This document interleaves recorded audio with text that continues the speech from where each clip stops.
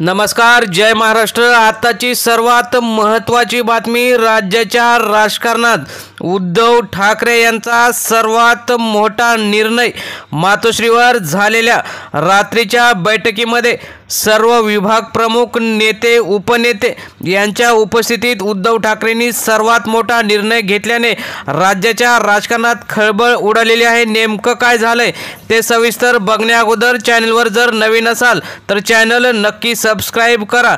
तर मित्रांनो, सविस्तर बातमी आपण बघूया।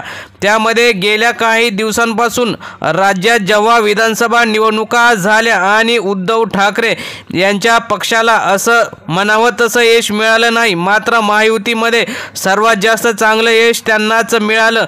9 खासदारांसहित 20 आमदार सुद्धा ठाकरेंचे आले, परंतु त्यांचे जे महत्त्वाचे नेते, उपनेते आणि जिल्हा प्रमुख सुद्धा नाराज होते की शिवसेना ठाकरे हे जर स्वबळावर लढले असते तर राज्यात सत्ता स्थापन सुद्धा करू शकले असते आणि सर्वात जास्त आमदार निवडून आणले असते, परंतु महाविकास आघाडीमध्ये जाऊन आपलं नुकसान झालेलं आहे।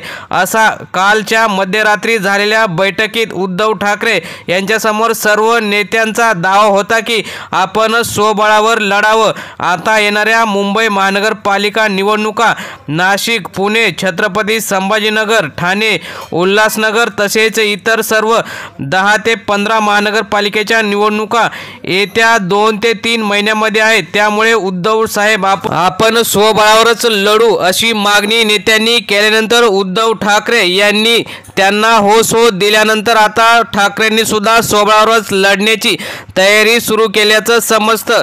उद्धव ठाकरे, आदित्य ठाकरे आणि महत्त्वाचे नेते यांच्या उपस्थितीत झालेल्या या बैठकीत स्वबळावर लढणार अशी शक्यता सर्वांकडून व्यक्त केली आहे। त्यामुळे येणाऱ्या महानगरपालिका निवडणुकीमध्ये बंडखोरी न होता ठाकरेंच्या सर्वच उमेदवारांना आणि इच्छुकांना उमेदवारी मिळेल।